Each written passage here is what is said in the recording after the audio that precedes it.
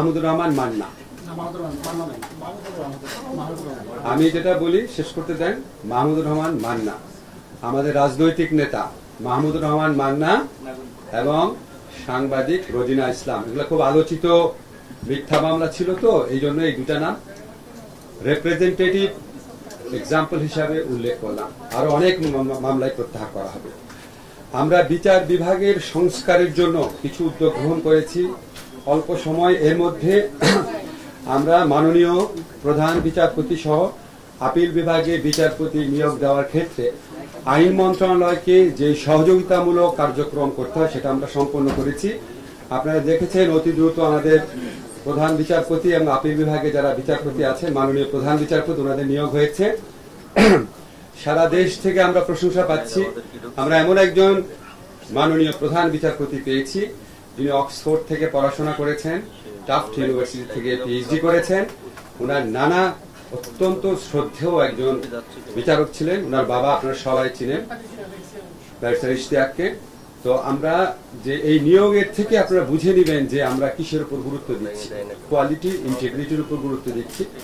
যারা আপিল বিভাগে মাননীয় বিচারপতি আছেন আপনারা সবাই ওনাদের সম্পর্কে অবহিত আছেন। এটা আমরা খুব আনন্দের সাথে বলছি, কারণ আপনারা আগে যারা প্রধান বিচারপতি আছে ওনাদের সিভি আছে আর আমাদের এখন যে প্রধান বিচারপতি আছে এটা কম্পেয়ার করলে বুঝতে পারবেন আমরা কিসের উপর জোর দিচ্ছি। অ্যাটর্নি জেনারেল অফিসে সম্পূর্ণ দলীয় ভিত্তিতে নিয়োগ হয়েছিল, তার মধ্যে প্রায় অর্ধেকের মতো কর্মকর্তা ইতিমধ্যে পদত্যাগ করেছেন। সেখানে আমরা বেশ কিছু নতুন আইন কর্মকর্তা নিয়োগ দিয়েছি। অনেক তাড়াহুড়া করে নিয়োগ দিচ্ছি, তারপরও যতটা স্ক্রুটিনি করা যায়, কনসালটেশন করা যায় করছি। দু একটা ভুল হতে পারে, সেগুলি কারেকশনের স্কোপও থাকবে। আমরা বাংলাদেশের সুপ্রিম কোর্টের সাথে পরামর্শক্রমে সকল বিচার বিভাগীয় কর্মকর্তা এবং তাদের পরিবারের সদস্যদের দেশে বিদেশে অবস্থিত স্থাবর অস্থাবর সম্পত্তির হিসাব বিবরণী আগামী 10 কর্মদিবসের মধ্যে দাখিল করার নির্দেশ দিয়েছি।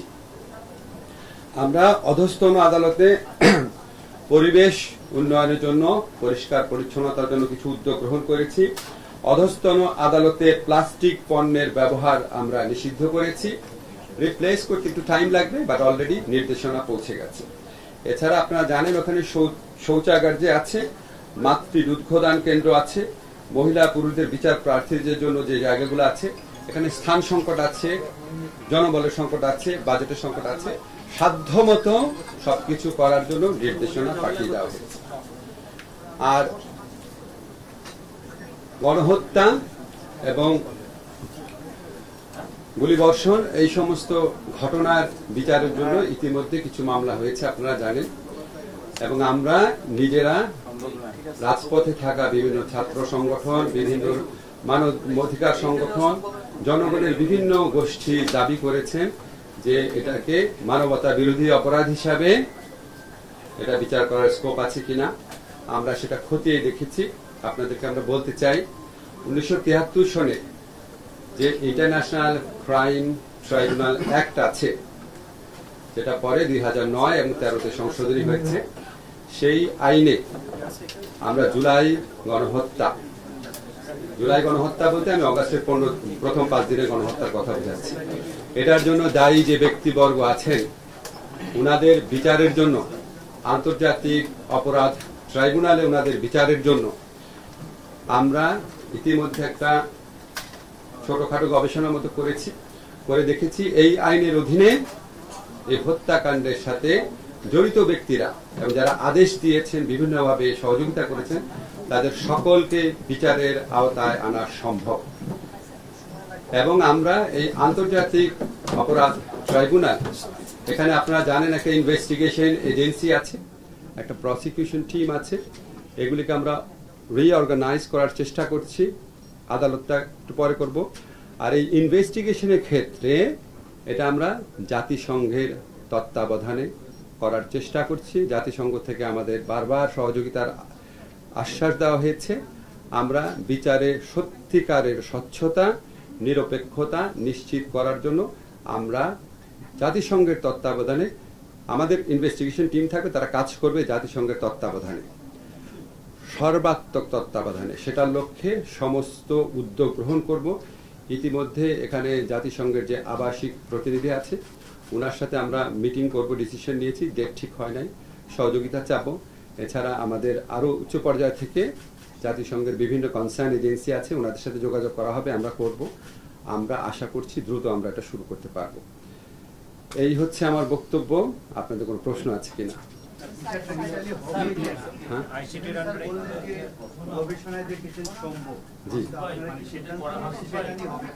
আমরা সিদ্ধান্ত নিয়েছি, বিচার করব। আমার নাম নোমান। আমি যে প্রশ্নটা করেছিলাম ছোট্ট দুটো প্রশ্ন। প্রথম প্রশ্ন হলো যে ইন্টারন্যাশনাল বিভিন্ন মানবাধিকার সংগঠন এর বিচারটা হেগে ইন্টারন্যাশনাল যে চিন্তা করছে বাংলাদেশে অনুসন্ধান করছে সেই সনদে, সেখানে কি এই বিচারের উদ্যোগ নেওয়া সম্ভব কিনা? প্রথম প্রশ্ন। দ্বিতীয় প্রশ্ন হলো বাংলাদেশের আয়নাগরের মতো এরকম অসংখ্য আয়নাগর তৈরি হয়েছিল সারা দেশে গত 15 বছরে। সেই আয়নাগরের যারা ক্ষতিগ্রস্ত তাদের পরিবার এবং ক্ষতিগ্রস্ত ব্যক্তিদের আপনার কি ধরনের প্রতিকারের ব্যবস্থা করবেন? আচ্ছা, প্রথম প্রশ্ন হচ্ছে আমরা রোম স্ট্যাটিউট যেটা বলে আন্তর্জাতিক ইন্টারন্যাশনাল ক্রিমিনাল কোড স্ট্যাবলিশ হয়েছে, আমরা রোম স্ট্যাটিউটের র্যাটিফাইং কান্ট্রি অর্থাৎ সদস্য রাষ্ট্র। কিন্তু আপনি আন্তর্জাতিক অপরাধ আদালতে তখনই যেতে পারবেন যদি আপনি নিজস্ব অপরাধ আদালতে এটার বিচার করতে আনউইলিং, অনিচ্ছুক বা আনএবল, অসমর্থ হন। আমরা তো অসমর্থ না। আমরা এই বিচারটা করা যায় নাকি সেই ব্যাপারে আমরা বদ্ধপরিকর, এবং এই বিচারের আওতায় সর্বোচ্চ পর্যায়ে, বিগত সরকারের সর্বোচ্চ পর্যায়ে ব্যক্তিদের সংশ্লিষ্টতা খতিয়ে দেখে ওনাদেরও বিচার করা সম্ভব বলে এটা আমরা মনে করছি। ভিকটিম পরিবারের ন্যায় বিচার পাওয়ার সবচেয়ে বড় একটা স্কোপ তৈরি হয়েছে। আপনারা জানেন আমাদের পুলিশ প্রশাসনকে কিভাবে ব্যবহার করা হয়েছে, আমাদের মন্ত্রীরা পুলিশ প্রশাসনকে কিভাবে ব্যবহার করেছে, আমাদের মন্ত্রী এবং রাজনৈতিক দলের নেতারা ছাত্র সংগঠন, ছাত্রলীগের মতো ঐতিহ্যবাহী একটা সংগঠন, বাংলাদেশের স্বাধীনতা সংগ্রামে অন্যতম ভূমিকা রাখা সংগঠন, সেই সংগঠনকে কি ধরনের সন্ত্রাসী কাজে ব্যবহার করেছে। এখন আমরা শুধুমাত্র পুলিশ ছাত্রলীগের অপরাধ দেখলে তো হবে না। যাদের কমান্ড ছিল, যাদের আদেশ নির্দেশে তারা করেছে, সে সর্বোচ্চ পর্যায়ে ব্যক্তিও যদি হয় সেটাও এই আইনের আওতায় বিচার করা সম্ভব। যেই জন্য আমরা মনে করছি অপেক্ষাকৃত দ্রুততর সময়ে এই ঘটনার জন্য, এই হত্যাকাণ্ডের জন্য দায়ী, বারবার আমি বলছি, ক্ষমতার সর্বোচ্চ কেন্দ্র থাকা ব্যক্তিদেরও বিচার সম্ভব দেখে আমরা মনে করছি এই আইনের অধীনে ন্যায় বিচার, মানুষের বুকের ক্ষত, মানুষের আহাজারি। আমরা যখন এখনো, আপনারা সবাই জানেন, আমরা এখনো যখন এই মুগ্ধের ছবিটা দেখি, আবু সাঈদের ঘটনাগুলো দেখি, আমি আর বলতে চাই না এগুলি, এখনো আমাদের বুকে হাহাকার করে ওঠে। তো ওনাদের সবার এই ন্যায় বিচার নিশ্চিত করার জন্য শুধু যে পুলিশ বা ছাত্রলীগের যারা হুকুম পালন করেছে তাদের বিচার না, এটার সাথে জড়িত সবার বিচার এই আইনের আওতায় আনা সম্ভব।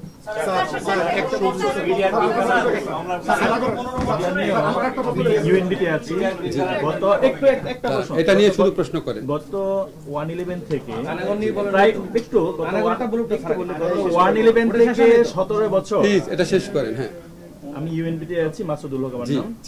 গত 17 বছর আপনি যেমন যে মামলাগুলো উদ্যোগ নিয়েছেন, সম্প্রতি যে ঘটনা ঘটেছে আপনি বলেছেন বা আমরাও জানি, অনেকেই জানি, ঠিক সেরকম গত 17 বছর অনেক রাজনৈতিক উদ্দেশ্য প্রণীত পলিটিক্যাল গায়াল করার মামলা, অনেক ধরনের মামলা হয়েছে। এইসব মামলা কত সংখ্যক আছে, আপনার কোনো তথ্য নিয়েছেন কিনা, বা এইসব মামলার কি? আচ্ছা, আপনাদের আমি এটা শেষ করি। আপনাদের ইন্টারন্যাশনাল ক্রাইম ট্রাইব্যুনাল নিয়ে আর কোনো প্রশ্ন আছে? এই প্রসঙ্গটা শেষ করি না, শুধু এটা নিয়ে ডিউরেশনটা একটু যদি বলতেন, কোন মামলাগুলো এই মানে ডিউরেশন সময়টা কি 1 জুলাই থেকে 5 আগস্ট? আপাতত 1 জুলাই। স্যার, ক্যাটাগরিক্যালি কি আমরা বলতে পারি আইসিটি, মানে আইসিটিতে এর বিচার হবে স্যার? আইসিটিতে বিচারের উদ্যোগ নেওয়া হবে, এটা ক্যাটাগরিক্যালি বলতে পারেন। ক্যাটাগরিক্যালি বলতে পারেন এই আইসিটি যে আন্তর্জাতিক অপরাধ ট্রাইব্যুনাল আছে, এই বিচারের আওতায় আমাদের সাবেক সরকার প্রধান সহ অন্য যারা জড়িত থাকার অভিযোগ রয়েছে, যাদের আদেশ নির্দেশ থাকার অভিযোগ রয়েছে, আমরা পত্রপত্রিকায় দেখেছি, কিছু মন্ত্রীর নাম দেখেছি, সর্বোচ্চ পর্যায়ে আমরা এখানে কোনো ছাড় দিব না। যদি এখানে আমাদের বিদায়ী সরকারের প্রধানমন্ত্রী সহ অন্যদেরও যদি কমান্ড রেসপন্সিবিলিটি থাকে, আমরা সেটা পর্যন্ত খতিয়ে দেখব। স্যার, সেক্ষেত্রে ফিরিয়ে আনার ব্যাপারে কোনো উদ্যোগ নেবেন কিনা স্যার? আপনি বলছেন যে আমরা তো প্রথম করব, আমি তো আপনাদের ধরেন এত কিছু উত্তর দিতে পারবো না এখনই। আমরা বিচারের উদ্যোগ নিব, তারপরে ওইটা হচ্ছে পরের প্রশ্ন, সেটা আমরা খতিয়ে দেখবো। ট্রাইব্যুনালের বিষয়ে একটা বিষয়, সেটা হচ্ছে আমরা বিগত সময় যখন ট্রাইব্যুনাল গঠন হলো, বিচার প্রক্রিয়া শুরু হলো, তখন আন্তর্জাতিক মানে আসামি পক্ষ দেখা গেছে যে আন্তর্জাতিক বিচার লয়ারদেরকে আনার জন্য চেষ্টা করছে। ঢাকা বিমানবন্দর পর্যন্ত এসেছে, তাদেরকে ফেরত দেওয়া হয়েছে। আমি আপনার প্রশ্ন বুঝেছি, ওনারা ওরকম ফেরত দেবেন কিনা? আমি তো আপনার প্রশ্ন বুঝেছি। আমরা কাউকে বাধা দিব না। আমাদের যারা এই বিচার কার্য শুরু হলে একদম অনেক আগাম কথা বলে দিচ্ছি, প্রথমে তো ইনভেস্টিগেশন, তারপরে হচ্ছে প্রসিকিউশন। বিচার কার্য শুরু হলে আসামি যারা থাকবেন তারা পৃথিবীর যে কোনো প্রান্ত থেকে, মানে বাংলাদেশে আসার মতো মানে আন্তর্জাতিক সম্পর্ক কোনো কোনো দেশের নাই, আপনারা জানেন। তো যাদের আপনার যেমন ইসরায়েলি নাগরিকরা আসতে পারে কিনা আমি শিওর না, বাট যারা অন্য যে কোনো দেশের যারা আসতে চান আইনজীবী হিসাবে এই জুলাই হত্যাকাণ্ডে জড়িত ব্যক্তিদের পক্ষে আমরা তাদের কোনো বাধা দিব না। আমি পিন্টু বলছিলাম, ইন্ডিপেন্ডেন্ট টেলিভিশন। 17 বছরের মামলা। মাসুদ ভাই একটা এই প্রশ্ন তো শেষ, এটা শেষ। শোনেন, আমরা তো আইনাখর বলছি, আমরা তো অগ্রাধিকার ভিত্তিতে যাব। আপনারা তো জানেন একটা বিচার কার্য কত জটিল বিষয়। আমাদের প্রথম প্রায়োরিটি হচ্ছে জুলাই হত্যাকাণ্ডের বিচারের উদ্যোগ। সেকেন্ড প্রায়োরিটি হচ্ছে এই যে আপনাদের গায়েবী মামলা হয়েছিল, অবিশ্বাস্য সব মামলা, যেগুলি আপনারা সাংবাদিকরা যেগুলি উদ্ঘাটন করেছেন, আপনারা সাংবাদিকরা প্রমাণ করে দিয়েছেন গায়েবী মামলা আপনাদের রিপোর্টে, কিন্তু আনফরচুনেটলি আমাদের বিচার বিভাগের চোখে পড়ে নাই। কেন পড়েনি আমি খুব অবাক হতাম। আল্লাহ আমাকে সুযোগ দিয়েছে এটা জানার, চেষ্টা করার জানার। অবশ্যই আমরা গায়েবী মামলা প্রত্যাহার সহ মিথ্যা ষড়যন্ত্র মামলা যা হয়েছে পরের স্টেপে আমরা দেখব। আপনি আয়নাঘরের ব্যাপারে যেটা বলেছেন, আয়নাঘরের ব্যাপারে যে ভিকটিমদের ইয়ে করা, আপনার হেল্প করা, সাহায্য দেওয়া বলেছেন, ভিকটিমদেরকে আইনগত প্রতিকার দেওয়া, এটার সাথে আর যুক্ত আছে যে আপনার সারা দেশের কোর্টগুলোতে আয়নাঘরটা শেষ করেন। প্রশ্নটা কি ছিল? আয়নাঘর যেটা আছে সেখানে তো অনেক লোক ক্ষতিগ্রস্ত হয়েছে, অনেক ভিকটিম মারা গেছেন, তাদেরকে শোনেন একটা জিনিস বলি, আয়নাঘরে যারা গুমের শিকার হয়েছেন তাদেরও স্কোপ রয়েছে, তাদেরও আইসিটিতে আসার, ইন্টারন্যাশনাল ক্রাইম ট্রাইব্যুনালে আসার স্কোপ তাদের রয়েছে। আপনারা মনে রাখবেন এই ট্রাইব্যুনালে যে কোনো ব্যক্তি মামলা করতে পারে, এমনকি স্টেটও মামলা করতে পারে। ওনারা এনফোর্স ডিসঅ্যাপিয়ারেন্স বা গুমের মামলা করতে পারেন, এবং গুমও আপনার এখানে মানবতা বিরোধী অপরাধে যে ডেফিনেশন আছে সেটার মধ্যে গুম নামক অপরাধও অন্তর্ভুক্ত। ওনারা করতে পারেন, অথবা পরে স্টেটের পক্ষ থেকে আমরা উদ্যোগ নিতে পারি। এটা নিয়ে আমরা সিরিয়াসলি ভাবি নাই। আমরা প্রথম জুলাই হত্যাকাণ্ডের ব্যাপারে জোর দিচ্ছি, ওইটা অত্যন্ত গুরুত্বপূর্ণ। কোনোভাবেই আমি এটা খাটো করে দেখছি না। অবশ্যই এই ব্যাপারে ভিকটিম পরিবারের যে কেউ আমাদের হেল্প চাইলে আমরা সর্বাত্মকভাবে হেল্প করবো।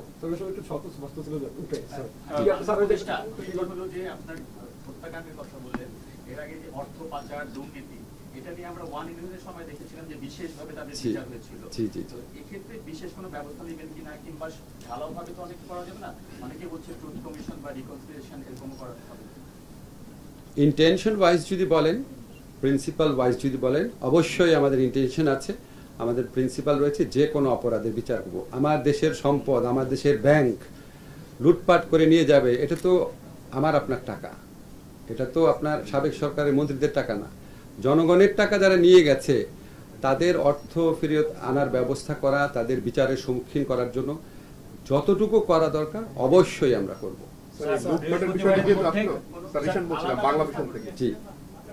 লুটপাটের বিষয়টা যেহেতু আসলে একটা বিষয় আপনি এর আগেও কাজ করেছেন, বিদ্যুৎ ও জ্বালানির একটি বিশেষ আইন রয়েছে, সেটি বাতিল করবেন কিনা, এর অধীনে যে অন্যায় বা দুর্নীতি হয়েছে সেগুলো কি করবেন? দেখেন ভাই, এটা তো আমার মন্ত্রণালয়ের বিষয় না। আপনি থ্যাংক ইউ, আপনি এটা বলেছেন। আমাদের তো মানে জাস্ট কাজ শুরু করলাম। আমাদের কনসার্ন বিদ্যুৎ মন্ত্রণালয় এখনো ডক্টর ইউনূস স্যারের এখতিয়ারাধীন রয়েছে।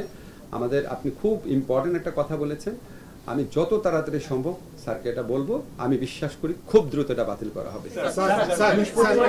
কতগুলো মামলা প্রত্যাহার করবেন এবং 31 আগস্টের মধ্যে কতগুলো মামলা প্রত্যাহার করবেন, আপনাদের কাছে এই সংখ্যাটা আছে কিনা? দ্বিতীয় প্রশ্ন হচ্ছে স্যার, আগামীকালকে জাতীয়ভাবে শোক দিবস পালন হবে কিনা? ছুটি আপনারা আপনি প্রথম লয়ের ব্যাপারটা আলোচনা করেন। আপনি যেটা বলেছেন এটা প্রশ্ন আমি উত্তর আবার দিয়েছি, এটা আমি দিব না। আপনার প্রশ্নের উত্তর শুনতে হবে। আমি বলেছি কত তারিখের মধ্যে কতগুলো করব। কতগুলো মামলা এটা বলেন, মানে সারা দেশে কতগুলা মামলা এই মুহূর্তে আপনাকে বলতে পারছি না। আমাদের ফিগার আছে, আমি তো এটা ইয়ে করে আসিনি, সব মামলা, ঠিক আছে, সব মামলা 1 জুলাই থেকে 5 অগাস্ট পর্যন্ত ছাত্র জনতার আন্দোলনে অংশ নেয়া এখানে যারা আছে, যাদের বিরুদ্ধে হয়রানি মামলা হচ্ছে, সমস্ত মামলা প্রত্যাহার করা হবে। ঢাকা শহরে আমি আপনাদের কনফার্ম করছি না, যতগুলা মামলা আছে, নাম্বার আছে, সব প্রত্যাহার করা হবে বৃহস্পতিবারের মধ্যে, সারা দেশে সব প্রত্যাহার করা হবে 31 অগাস্টের মধ্যে। এখন আমি কেন এগুলি টাইমলাইন দিয়ে দিই জানেন, যেন আমাদের উপরে চাপ থাকে, ঠিক আছে।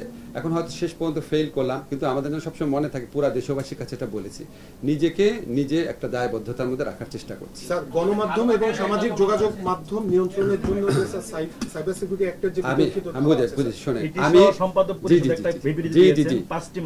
জি আমি অলরেডি আমাদের ড্রাফটিং উইংয়ের মাধ্যমে যতগুলা নিবর্তনমূলক আইন আছে সেটা লিস্ট করেছি। সেখানে সবচেয়ে খারাপ যে সেকশনগুলা, যেগুলির আন্ডারে আপনাদের সাংবাদিকদের হয়রানি করা হয়েছে, আপনারা মুক্ত সাংবাদিকতা থেকে বঞ্চিত হয়েছেন, আমি আমার নিজের মতামত প্রকাশ করার আগে আমাকে 10 বার চিন্তা করতে হতো, শ্বাসরুদ্ধকর একটা অবস্থায় ছিল।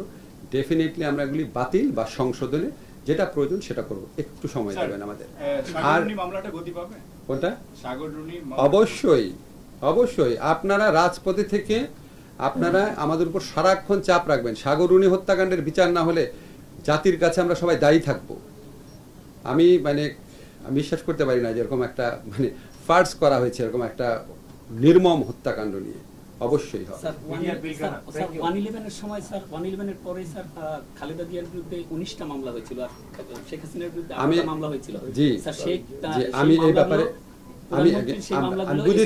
বুঝেছি, আমি এই ব্যাপারে এখনো স্টাডি করি নাই, আমি স্টাডি না করে বলবো না। আমাদের প্রিন্সিপালটা মনে রেখে, নীতিটা মনে রেখে, যে কারো বিরুদ্ধে, এটা বেগম খালেদা জিয়া নাকি অন্য কেউ, এটা আমাদের দেখার বিষয় না, যে কারো বিরুদ্ধে মিথ্যা ষড়যন্ত্রমূলক মামলা হয়েছে সেখানে আমাদের প্রতিকার দেওয়ার যা যা স্কোপ আছে আমরা করব। আর যারা আপনার মামলা থেকে নিজেদেরকে দায় মুক্তি দিয়েছেন রাষ্ট্রীয় ক্ষমতার সুযোগ নিয়ে, সেটা সঠিকভাবে দিয়েছেন কিনা অবশ্যই আমরা খতিয়ে দেখবো। এটা হচ্ছে আমাদের প্রিন্সিপাল। এটা পরের প্রশ্ন। কনস্টিটিউশন সংশোধনের অনেক দাবি আছে, এটা আমরা এখন আপনাকে আনসার করতে পারবো না, এটা আমার ইখতিয়ারাধীন বিষয় না, আমরা উপদেষ্টা পরিষদে আলোচনা করব। কিন্তু আমরা এই সংবিধান সংশোধনের যে দাবি আছে এটা সম্পর্কে আমরা অ্যাওয়্যার আছি, উপযুক্ত সময় আলাপ করবো এটা নিয়ে। আচ্ছা, লাস্ট কোয়েশ্চেন একটু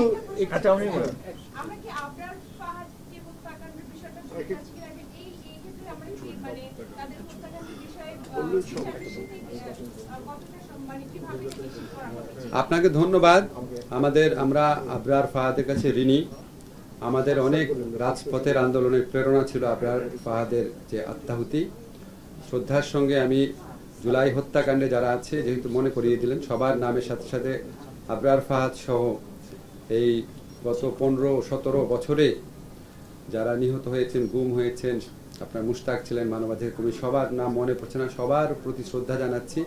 ওনাদের প্রতি আমাদের দায় রয়েছে হত্যাকাণ্ডের বিচার করা। আবরার হত্যাকাণ্ডের ব্যাপারে তো ইতিমধ্যে বিচার প্রক্রিয়া অনেক দূর অগ্রসর হয়েছে, সেটাকে সম্পন্ন করার জন্য চেষ্টা করব।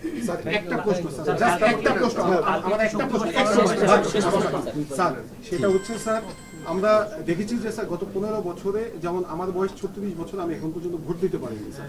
5 বছর পর পর যে ভোট দেওয়ার কথা সেটা হচ্ছে না। সেক্ষেত্রে স্যার নির্বাচন কমিশন যে আইন অথবা নির্বাচন কমিশনকে ঢেলে সাজানোর জন্য আপনারা কোনো ব্যবস্থা নেবেন কিনা মানুষের ভোটাধিকার ফিরিয়ে দেওয়ার জন্য? স্যার,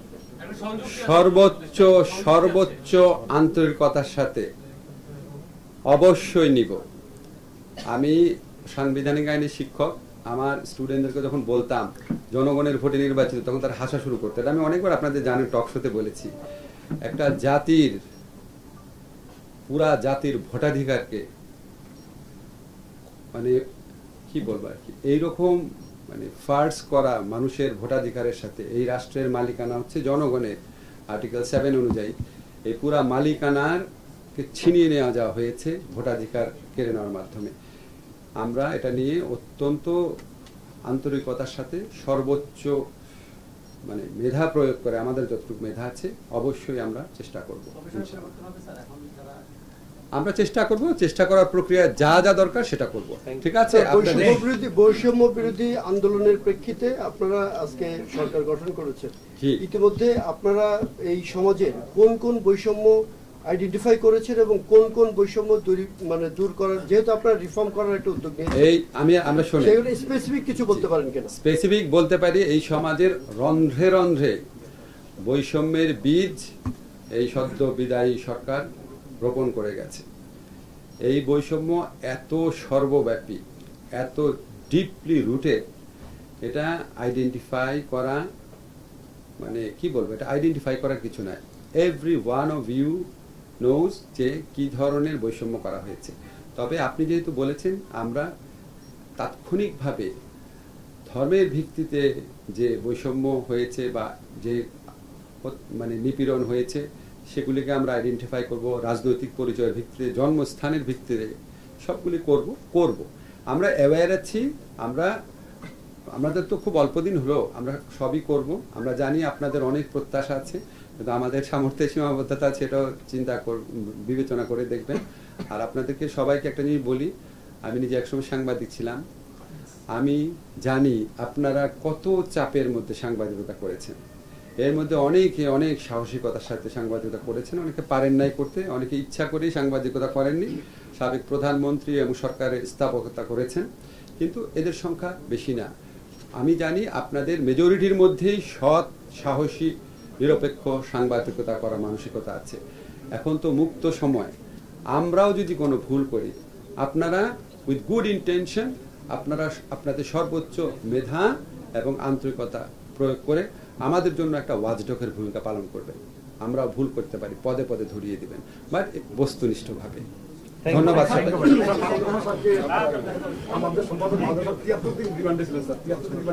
পার্সোনাল স্পেসিফিক প্রশ্ন করেন না, আমি সব বললাম, সবই দেখার চেষ্টা করব। সবাইকে অনেক ধন্যবাদ। আপনারা প্লিজ আমার জন্য দোয়া করবেন, আমি যেন মানে এমন কোনো কিছু না করি যেটা দেশের মানুষের প্রত্যাশার সাথে অসঙ্গতিপূর্ণ হয়। প্লিজ আমার জন্য শুধু একটু দোয়া করবেন।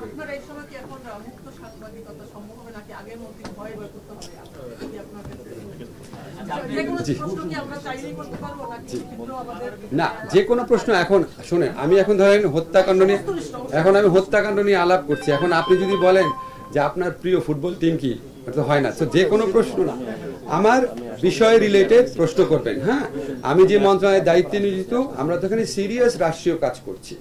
আপনি অবশ্যই প্রাসঙ্গিক প্রশ্ন করবেন, না হলে অন্যদের প্রশ্ন করার অধিকার আর সময়কে ক্ষতিগ্রস্ত করা হয়। প্রোগ্রামগুলোতে স্যার আমার কাছে মনে হয় যে স্যার প্রশ্নের ক্ষেত্রে যদি আমাদের জনসংযোগ কর্মকর্তা, আচ্ছা আপনারা শেষ করেন। করে দিলে জি, শেষ করেন। ঠিক আছে, ওকে, থ্যাংক ইউ স্যার।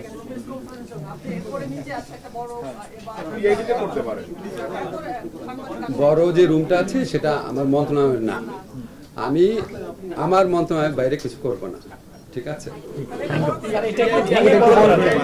আমি রাষ্ট্রীয় টাকার অপচয় করব না, আমরা সবাই মিলে কষ্ট করে এখানে থাকবো। আচ্ছা, বিবেচনা করে দেখুন, বিবেচনা করে। জি জি, সবাই ভালো থাকবেন। আমার